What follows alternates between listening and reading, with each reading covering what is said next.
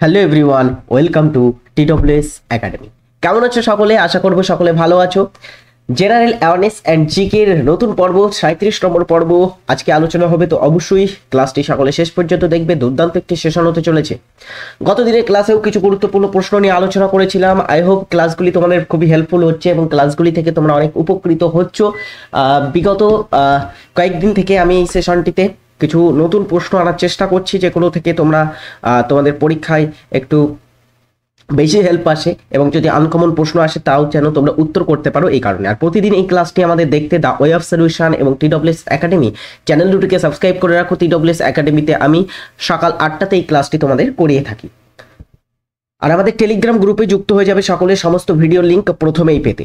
আমাদের WBP KP free mock test তোমাদেরকে arrange করা হয়েছে টিডব্লিউএস একাডেমি অ্যাপে। 18 তারিখে এই মক টেস্টটা শুরু হবে। তো অবশ্যই তোমরা ফুল লেন্থ মক টেস্ট দিতে যদি ইচ্ছুক হও তাহলে আমাদের টিডব্লিউএস একাডেমিতে যুক্ত হয়ে যাবে। একদমই ফ্রিতে এই মক টেস্টটি তোমরা দিতে পারবে। সকাল 10টা থেকে এই মক টেস্টটি শুরু হবে, সুতরাং পরে কিন্তু দিলে এটা হবে না। 18 তারিখে সকাল 10টাতে তোমরা এই মক টেস্ট দেওয়ার জন্য টিডব্লিউএস একাডেমি অ্যাপে যুক্ত হয়ে যাবে। টিডব্লিউএস একাডেমি অ্যাপটি ফার্স্ট ডাউনলোড করে রাখো। ওকে, চলো প্রথমে প্রশ্নে আসা যাক। প্রথম প্রশ্ন যেটা তোমাদের স্ক্রিনে দেওয়া হলো সেটা দেখো। ইমেইল পাঠানোর জন্য কোন প্রোটোকল ব্যবহৃত হয়ে থাকে?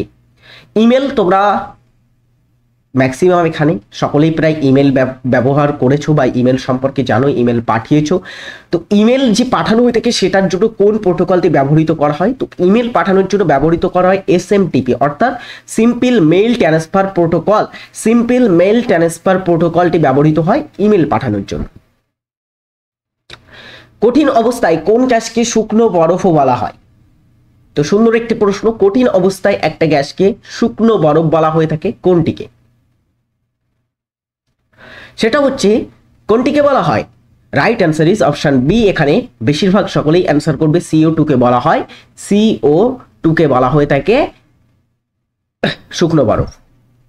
কোন দেশে প্রথম পণ্য ও পরিষেবা কর জিএসটি কার্যকর হয়েছিল? জিএসটি বা গুডস অ্যান্ড সার্ভিসেস ট্যাক্স, পণ্য ও পরিষেবা কর। এটা একটা পরোক্ষ কর, আমরা জানি পরোক্ষ কর। এটা একটা প্রত্যক্ষ নয় কিন্তু পরোক্ষ কর, ভ্যাট বা যে সমস্ত আবগারি শুল্ক করের মতো এটা একটা পরোক্ষ কর। তো এই করটা আমাদের ভারতে চালু হয় কবে? ভারতে চালু হয়েছিল কবে? আমরা জানি ভারতে চালু হয়েছিল 1 জুলাই, তাই তো? 1 জুলাই এটা চালু হয়েছিল 2017 সালে। 2017 সালে 1 জুলাই এটা চালু হয়। এছাড়া এটা কোন সংবিধান সংশোধনের মাধ্যমে চালু হয়েছিল এটাও পরীক্ষায় এসে থাকে। তো এটা 101তম সংবিধান সংশোধনের মাধ্যমে।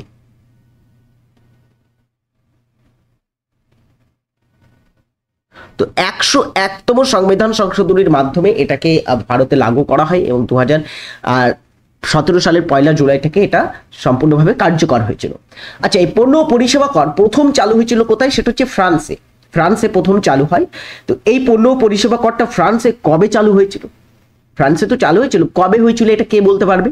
এটা হচ্ছে ফ্রান্সে চালু হয় 1954 সালে ফ্রান্সে এটা চালু হয়েছিল। এসবিআই কত সালে জাতীয়করণ হয়? এসবিআই কবে জাতীয়করণ হয়েছিল? আচ্ছা, এসবিআই এর আগের নাম ছিল ইম্পেরিয়াল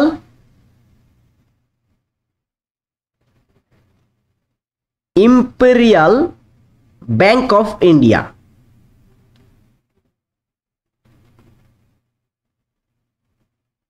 তো ইম্পেরিয়াল ব্যাংক অফ ইন্ডিয়া এটা স্থাপিত হয়েছিল 1921 সালে স্থাপন হয় ইম্পেরিয়াল ব্যাংক অফ ইন্ডিয়া। সেই ইম্পেরিয়াল ব্যাংক অফ ইন্ডিয়াটা পরবর্তীতে যখন ন্যাশনালাইজ বা জাতীয়করণ করা হয় তখন এটার নাম হয়েছিল স্টেট ব্যাংক অফ ইন্ডিয়া বা SBI। এটা হচ্ছে আসলে পূর্ব নাম ছিল ইম্পেরিয়াল ব্যাংক অফ ইন্ডিয়া, যেটা জাতীয়করণ হয়েছিল 1955 সালে। আচ্ছা, এই সদর দপ্তর কোথায় একটু কমেন্টে সকলে জানিয়ে যাবে। সদর দপ্তর এসবিআই এর কোথায় অবস্থিত? কমেন্টে যে পারো এটা জানিয়ে যাবে। পরের প্রশ্ন, বিক্রমাঙ্ক দেব চরিত গ্রন্থের রচয়িতা হলেন। বিক্রমাঙ্ক দেব চরিত একটা গ্রন্থ, এই গ্রন্থের রচয়িতাকে বলো দ্রুত। কালিদাস, বিলহন, সন্ধ্যাকর, নন্দী, বাক্পতি। কে রচনা করেছিলেন এটা? একজন বিখ্যাত কাশ্মীরি লেখক।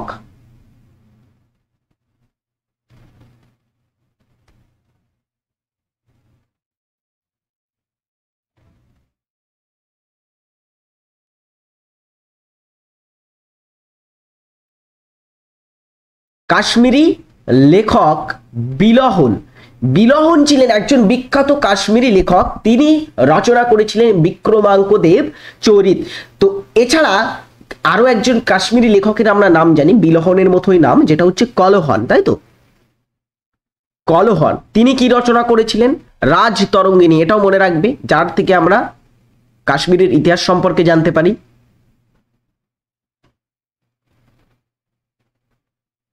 ঠিক আছে, রাজ তরঙ্গিনী রচনা করেছিলেন এই কলহন, আর বিক্রমাঙ্ক দেব চরিত এটা রচনা করেছিলেন বিলহন। কোন ভারতীয় ক্রিকেটারের আত্মজীবনী পুস্তক হলো সানি ডেজ? সানি ডেজ একজন ক্রিকেটারের আত্মজীবনীমূলক গ্রন্থ। কার আত্মজীবনী? রাইট অ্যান্সার কি হবে এখানে? সেটা হচ্ছে সুনীল গাভাস্কার। সুনীল গাভাস্কারকে আমরা সানি, তার নিকনেম হচ্ছে সানি, সানি নামেও আমরা চিনে থাকি, তো তার আত্মজীবনী সানি ডেজ। ইলেকট্রন কে আবিষ্কার করেন? বেসিক একটা প্রশ্ন, ইলেকট্রন কে আবিষ্কার করেছিলেন? জন ডাল্টন পরমাণু তত্ত্ব আবিষ্কার করেন।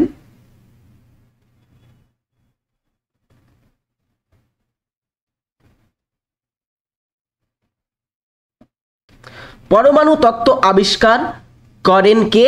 সেটা হচ্ছে জন ডাল্টন। এখানে পরমাণুর আমরা তিনটি প্রধান উপাদান দেখতে পাই, প্রধানত দুটি উপাদান থাকে, একটা হচ্ছে নিউক্লিয়াস আর একটা হচ্ছে বহিঃ কক্ষপথ। বহিঃ কক্ষপথে থাকে ইলেকট্রন, ইলেকট্রনগুলো বহিঃ কক্ষপথে থাকে, এটা নেগেটিভ ধর্মী। তো এই ইলেকট্রন আবিষ্কার করেছিলেন J J Thomson, J J Thomson. আর রাদারফোর্ড, আর্নেস্ট রাদারফোর্ড, ইনি আবিষ্কার করেছিলেন প্রোটন।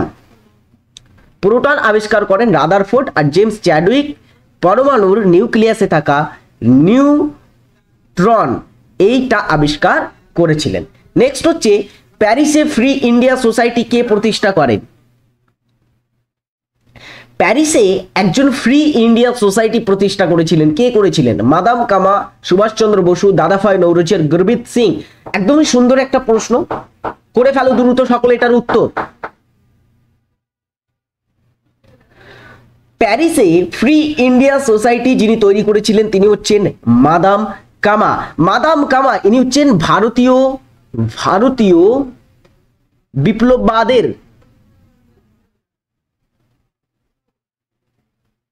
বিপ্লববাদের জননী নামে পরিচিত। তো ভারতীয় বিপ্লববাদের জননী মাদাম কামা 1906 খ্রিস্টাব্দে প্যারিসে একটা সংগঠন প্রতিষ্ঠা করেছিলেন, বিপ্লবী সংগঠন, যেটার নাম হচ্ছে ফ্রি ইন্ডিয়া সোসাইটি। ওকে, মনে থাকবে। নেক্সট পরবর্তী প্রশ্ন। আচ্ছা, এনার আরো একটা নাম ছিল মাদাম ভিকাজি রুস্তমজি কামা, এটা হচ্ছে তার প্রকৃত নাম। ঠিক আছে, পলিনেশন বাই বার্ড বা পাখি দ্বারা পরাগায়নকে কি বলা হয়? পাখি দ্বারা পরাগায়নকে আমরা কি বলে থাকি সাধারণত? পাখি দ্বারা পরাগায়ন হয়ে থাকে, বায়ু দ্বারা পরাগায়ন হয়, জল দ্বারা পরাগায়ন হয়ে থাকে, মানুষ দ্বারা পরাগায়ন হয়, পোকামাকড় দ্বারা পরাগায়ন হয়ে থাকে। আমরা জানি বেশিরভাগ তোমার হচ্ছে পরাগায়নটা সাধারণত হয়ে থাকে পোকামাকড় দ্বারা। আমরা জানি যেমন মৌমাছি জাতীয় যে সমস্ত পোকামাকড় আছে বা যে সমস্ত কীটপতঙ্গ আছে তারা কিন্তু সাধারণত এই পলিনেশন বা পরাগায়নে বিশেষ ভূমিকা পালন করে থাকে। তো পোকামাকড়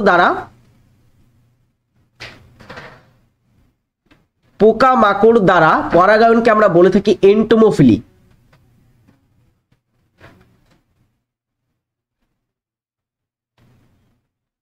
ঠিক আছে, এছাড়া অ্যানিমোফিলি কি বলা হয়? অ্যানিমোফিলি, অ্যানিমো আছে তাই বলে যে প্রাণী হবে এরকম কোনো বিষয় নাই। অ্যানিমোফিলি অর্থাৎ বায়ু দ্বারা পরাগায়ন, এটা হচ্ছে বায়ু পরাগায়ন।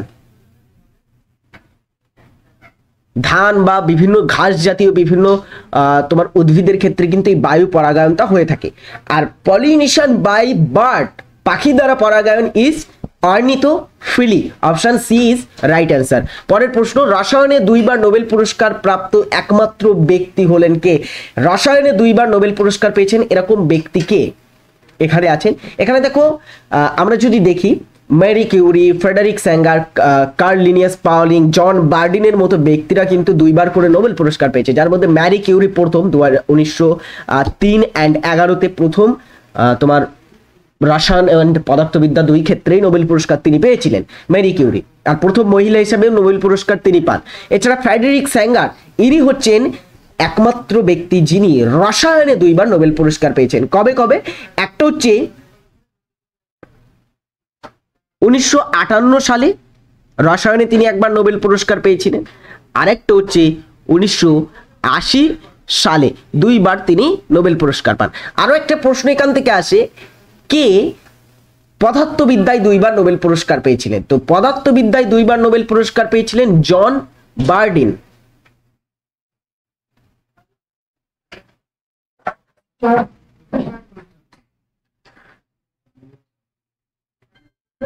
পদার্থবিদ্যায় 2বার নোবেল পুরস্কার পায়।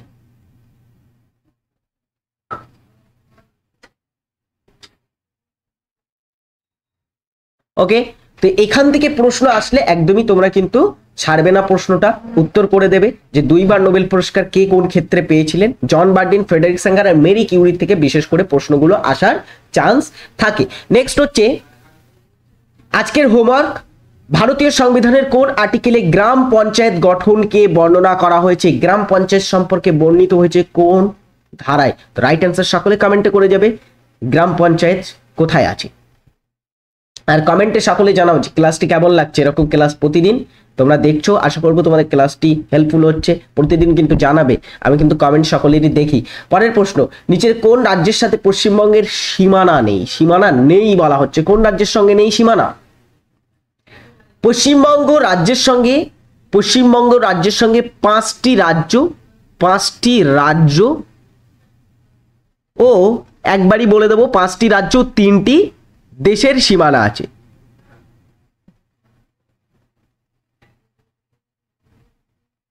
ঠিক আছে, 3টি দেশ ও 5টি রাজ্যের সাথে সীমানা আছে। রাজ্যগুলো কি কি? একটা হচ্ছে সবচেয়ে দীর্ঘ, সবচেয়ে বড় পশ্চিমবঙ্গের যে রাজ্যের সঙ্গে সীমানা আছে সেটা হচ্ছে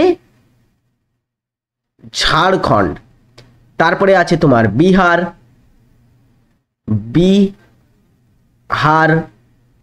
ওড়িশা। আর কি কি রাজ্য এখানে দেখো, আর তার মধ্যে আছে অসম রাজ্য ও সিকিমের সঙ্গে সর্বনিম্ন পশ্চিমবঙ্গের সীমানা আছে, আমরা জানি। ঠিক আছে, এই 5টি রাজ্যের সঙ্গে সীমানা আছে। এখানে ত্রিপুরা রাজ্যের সঙ্গে কোনো সীমানা নেই। তো রাইট অ্যান্সার ইজ ত্রিপুরা রাজ্যের সঙ্গে পশ্চিমবঙ্গের কোনো প্রকারের সীমানা নেই, স্থল সীমানা।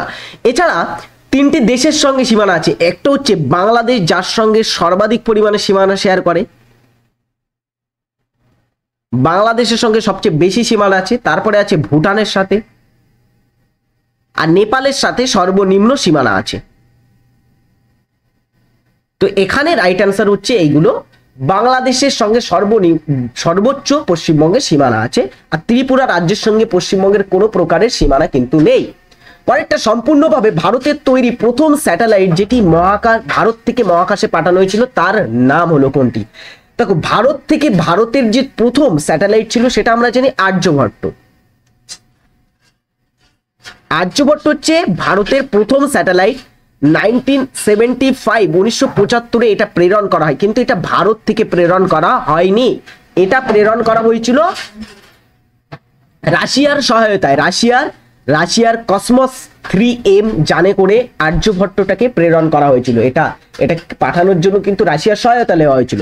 ভারতের দ্বিতীয় যে তোমার স্যাটেলাইট ছিল সেটার নাম হচ্ছে ভাস্কর। হচ্ছে ভারতের দ্বিতীয় স্যাটেলাইট, যেটাও কিন্তু রাশিয়ার সহায়তায় প্রেরণ করা হয়েছিল, ভাস্কর 1 যন্ত্রটা। পরেরটা আমরা যদি দেখি, ভারতের তৈরি প্রথম যে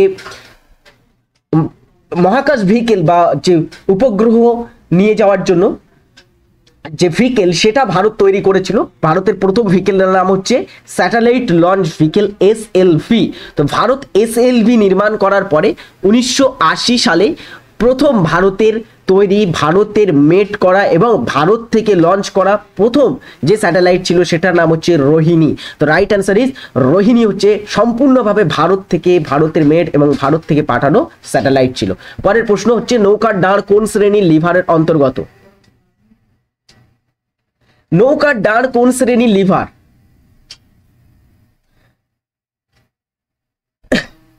দেখো এখানে কতগুলি শ্রেণীর লিভার আছে আমরা জানি। লিভার সাধারণত একটা আলম্বকে কেন্দ্র করে যেটা চারপাশে ঘুরতে থাকে সেটাকে আমরা লিভার বলে থাকি, তাই তো?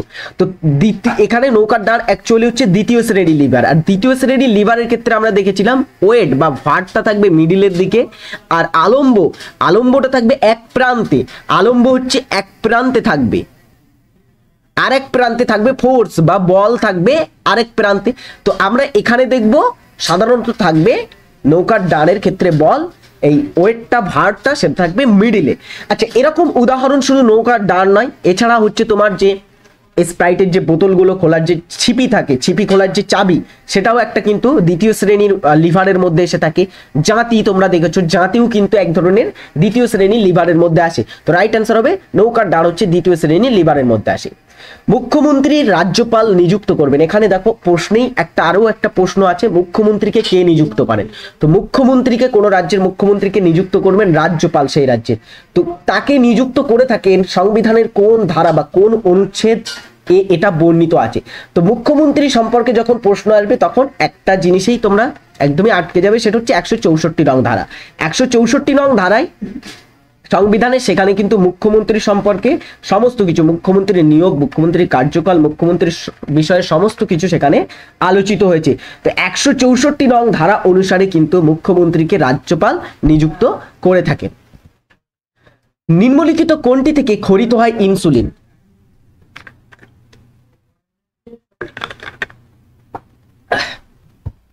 ইনসুলিন খরিত হয়ে থাকে কোনটি থেকে?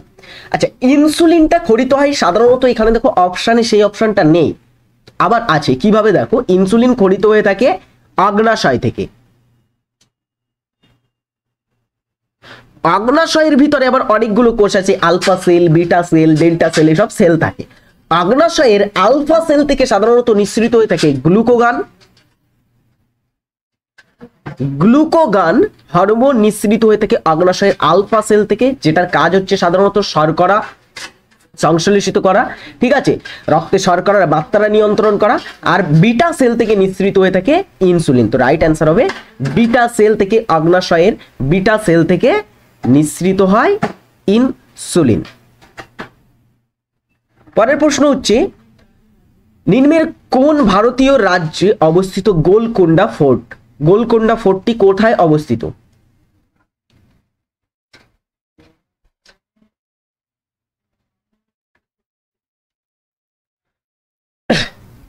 গোলকোন্ডা ফোর্ট, এই গোলকোন্ডা ফোর্টটা নির্মাণ করেছিলেন কাকাতীয় রাজবংশ।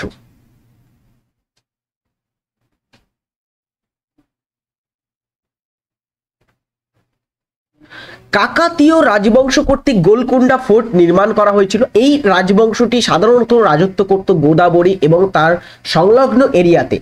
এটা আমরা যদি দেখি তেলেঙ্গানা রাজ্যের মধ্যে, বর্তমানে আমাদের তেলেঙ্গানা রাজ্যের মধ্যে এটা পড়ে থাকে। এই কাকাতীয় রাজবংশ কর্তৃক নির্মিত গোলকোন্ডা ফোর্ট, এটা একটা সময় বাহুমনি সাম্রাজ্য থেকে বার হয়ে আরো একটা সাম্রাজ্য তৈরি হয়েছিল, যেটার নাম হচ্ছে কুতুবশাহী বংশ। শাহ কুতুব শাহ তিনি এটা নির্মাণ করেছিলেন। কুতুবশাহী বংশের কিন্তু রাজধানী ছিল এই গোলকোন্ডা।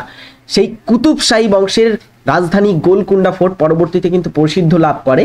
এটা অপশন সি, তেলেঙ্গানাতে অবস্থিত গোলকোন্ডা ফোর্ট। পরের প্রশ্ন হচ্ছে আলেকজান্ডার প্রায় কত মাস ভারতে ছিলেন? আলেকজান্ডার কতদিন ভারতে ছিলেন?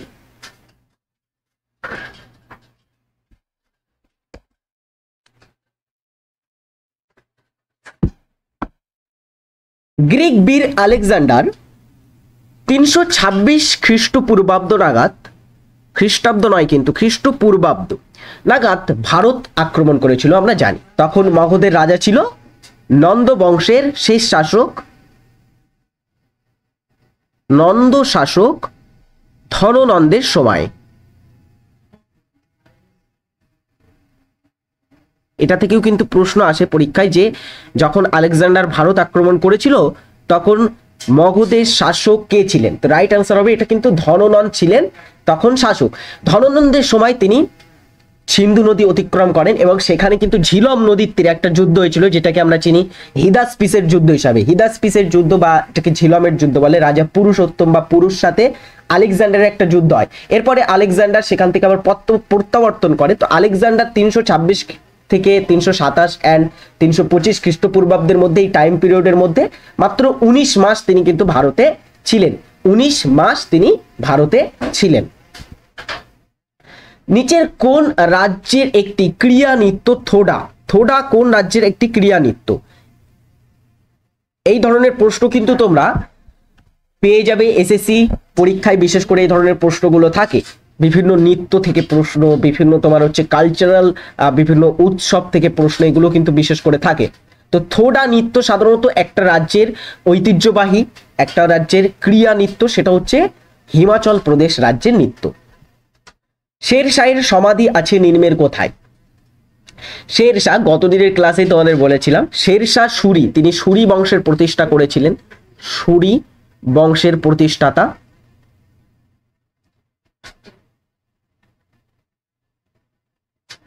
সুরি বংশের প্রতিষ্ঠাতা শেরশাহ সুরি। কনৌজের যুদ্ধ অ্যান্ড আরেকটা হচ্ছে চৌসার যুদ্ধ, যেখানে হুমায়ুনকে পরাজিত করে সুরি বংশের প্রতিষ্ঠা করেছিল, এটা বলা আছে। তো এটা তিনি 1540 সালে যে মুঘল পিরিয়ড, সেই মুঘল পিরিয়ডের মাঝে একটা সময়ের জন্য তিনি শাসক হয়েছিলেন। পরবর্তীতে 1540 থেকে তিনি 1545 পর্যন্ত শাসক ছিলেন। 1545 সালে তার মৃত্যু হয়েছিল একটা দুর্ঘটনার কারণে, বারুদের স্তূপে বিস্ফোরণের কারণে তার মৃত্যু ঘটে। তো এই শেরশাহের সমাধিটা কোথায়? সেটা হচ্ছে Sasaram. Sasaram is located in Bihar. Bihar রাজ্যে এটা অবস্থিত বর্তমানে। তো বিহারের সাসারামে তার সমাধি অবস্থিত।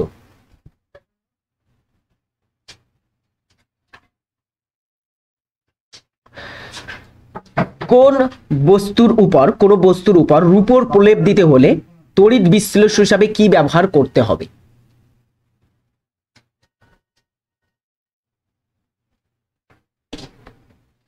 কোন বস্তুর উপরে যখন তুমি রূপোর প্রলেপ দেবে, কোন বস্তুর গুণগত মান বৃদ্ধি করার জন্য সাধারণত রূপো বা সোনার প্রলেপ দেওয়া হয়ে থাকে বা জিঙ্কের প্রলেপ দেওয়া হয়ে থাকে, আমরা জানি। তো এখানে দেখো, যখন কোনো বস্তুর উপরে আমরা প্রলেপ দেব তখন সেটিকে দুটি দণ্ডে আমরা রাখি, একটা হচ্ছে অ্যানোড অ্যান্ড ক্যাথোড। অ্যানোডে আমরা কি ব্যবহার করে থাকি? যে বস্তুর উপর তড়িৎ লেপন করতে হবে, অর্থাৎ তুমি যদি লোহার উপরে, ধরো এখানে লোহা Fe, লোহার উপরে তুমি রূপোর প্রলেপ দেবে, তখন এখানে কিন্তু সেটাকে রাখতে হবে ক্যাথোডে। এটা রাখতে হবে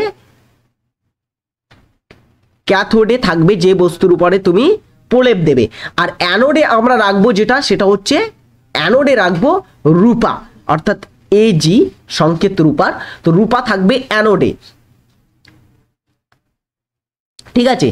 তো এই যে বিশ্লেষণটা হবে, তড়িৎ লেপনটা হবে, এটা কিন্তু একটা জলীয় দ্রবণে, একটা দ্রবণে কিন্তু হবে, যেটাকে তড়িৎ বিশ্লেষক হিসাবে বলা হয়। তো তড়িৎ বিশ্লেষক হিসাবে সাধারণত ব্যবহৃত হয়ে থাকে কি? সেটা হচ্ছে তড়িৎ বিশ্লেষক হিসাবে সাধারণত ব্যবহার করা হবে এক্ষেত্রে পটাশিয়াম আর্জেন্টো সায়ানাইড ব্যবহার করা হয়। টিডব্লিউএস একাডেমিতে আমাদের বিভিন্ন ব্যাচ চলছে, তোমরা আপকামিং বিভিন্ন পরীক্ষার জন্য এই ব্যাচগুলোতে ভর্তি হতে পারো। সমস্ত ব্যাচে ভর্তি হওয়ার জন্য টিডব্লিউএস একাডেমি অ্যাপটিকে ডাউনলোড করতে হবে। এখানে WAP KP ফাউন্ডেশন 2.0 ব্যাচ, 25টা batch, ANM GNM crash course, এই সমস্ত ব্যাচে তোমরা ভর্তি হয়ে পড়াশোনা করতে পারো। কমপ্লিট এখানে কিন্তু সিলেবাস করানো হবে। তো অবশ্যই আজই TWS academy app check out করো। আর যদি ফ্রি মক টেস্ট দিতে চাও, সেখানে কিন্তু ফ্রি মক টেস্ট বা অন্যান্য বিভিন্ন কিছু এখানে অ্যারেঞ্জ করা হয়। সুতরাং টিডব্লিউএস একাডেমি অ্যাপটি যতজন ক্লাস দেখছো সকলে ডাউনলোড করে রাখো ফোনে। সমস্ত কিছু এখানে বিভিন্ন ফ্রি ক্লাস, তারপরে হচ্ছে পেইড ক্লাস, সমস্ত কিছু এখানে দেওয়া হয়ে থাকে। তো অবশ্যই টিডব্লিউএস একাডেমি অ্যাপ ডাউনলোড করো, নিজের পছন্দ মতো যে কোনো ব্যাচে তোমরা ভর্তি হয়ে বেস্ট শিক্ষকদের কাছ থেকে বেস্ট প্রিপারেশন নিতে পারো। ওকে, চলো পরের প্রশ্ন। সেন্ট্রাল ড্রাগ রিসার্চ ইনস্টিটিউট অবস্থিত নিম্নের কোথায়?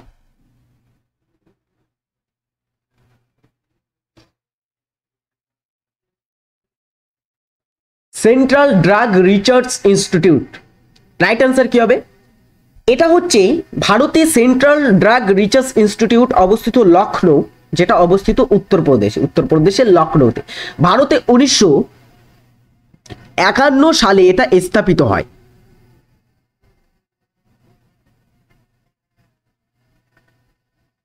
চলো পরের প্রশ্নে আসা যাক।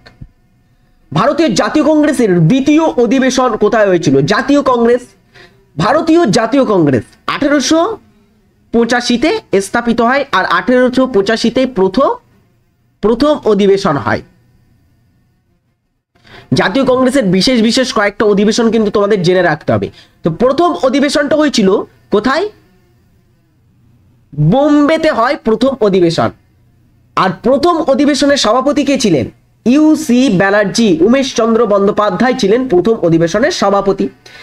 এরপরে 1886-তে দ্বিতীয় অধিবেশন হয়, সভাপতি ছিলেন দাদাভাই নৌরোজি। কোথায় সেটা? সেটা হচ্ছে কলকাতাতে, ঠিক আছে। দাদাভাই নৌরোজির সভাপতিত্বে কলকাতাতে দ্বিতীয় অধিবেশন জাতীয় কংগ্রেসে অনুষ্ঠিত হয়েছিল। পাবন শেহরাওয়াত এর নাম কোন খেলার সঙ্গে যুক্ত? পাবন শেহরাওয়াত এনার নাম ইনি একজন ভারতের ক্রীড়াবিদ। আচ্ছা, এনার সম্পর্কে একটা জিনিস তুমি মনে রাখবে, ইনি 2023 সালে অর্জুন পুরস্কার পেয়েছেন ক্রীড়া ক্ষেত্রে। অর্জুন পুরস্কার প্রাপক, ঠিক আছে।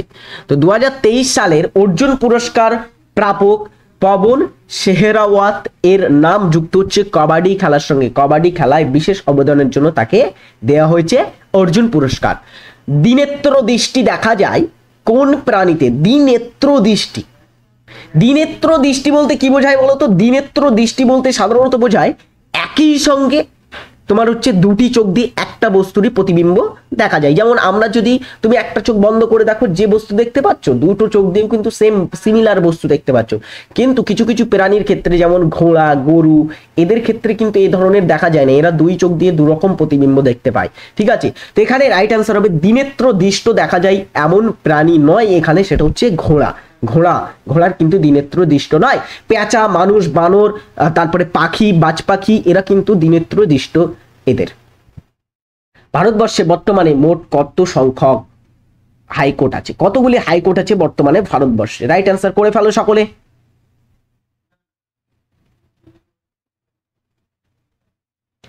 কতগুলি হাইকোর্ট আছে ভারতবর্ষে? ভারতে বর্তমানে প্রতিটি রাজ্যে একটা করে হাইকোর্ট থাকার কথা, বা প্রতিটি রাজ্যকে হাইকোর্টের আন্ডারে আনার কথা বলা হয়েছে ভারতীয় সংবিধানে। ভারতে বর্তমানে 28টি রাজ্য আছে, এই জন্য অনেকে ভেবে 28টি রাজ্য করে ফেলবে, এবং 28টির সঙ্গে আরো 8টি তোমার হচ্ছে কেন্দ্রশাসিত অঞ্চল জুড়ে হয়তো 36টি করে দিতে পারে। হ্যাঁ, কেন্দ্রশাসিত অঞ্চলগুলোকেও হাইকোর্টের এখতিয়ারভুক্ত করার কথা বলা হয়েছে। তো এখানে রাইট অ্যান্সার হবে এক বা একাধিক রাজ্যের জন্য কিন্তু হাইকোর্ট থাকে। যেমন পাঞ্জাব, হরিয়ানার জন্য কমন হাইকোর্ট আছে। তারপরে যদি আমরা দেখি অরুণাচল প্রদেশ রাজ্য, অসম রাজ্য মিলে ওখানে কিন্তু একটা হাইকোর্ট আছে, ওখানে অনেকগুলো হাইকোর্ট, সবচেয়ে বড় হচ্ছে গুয়াহাটি হাইকোর্টের এরিয়া, ঠিক আছে।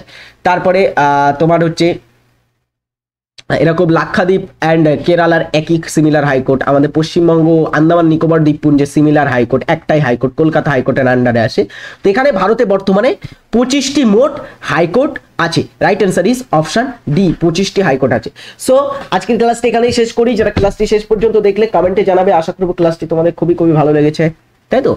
আর এই ক্লাসটি যারা দেখলে তারা অবশ্যই উপকৃত হবে। এরকম ক্লাস প্রতিদিন দেখতে থাকো একদমই প্রথম থেকে শেষ পর্যন্ত, তাহলে আমাদের এই ক্লাসগুলি থেকে তোমাদের অনেক উপকারে আসবে। ক্লাসগুলি দেখো প্রতিদিন। আর আমাদের TWS একাডেমি অ্যাপে ফ্রি মক টেস্ট হবে। তোমার ফ্রি মক টেস্টে যদি তোমরা যুক্ত হতে চাও, তাহলে আমাদের TWS একাডেমি অ্যাপটিকে ডাউনলোড করে রাখো। আর আমাদের বিভিন্ন পেইড ব্যাচে যদি ভর্তি পড়াশোনা করতে ইচ্ছুক হও, তাহলে সেখানে যুক্ত হতে পারো। অবশ্যই সকলে ভালো থাকবে, সুস্থ থাকবে, নিজের খেয়াল রাখবে। আজকের ক্লাসটি এখানেই শেষ করি। ততক্ষণের জন্য টাটা, পরের দিনে ক্লাসে আবার দেখা হবে।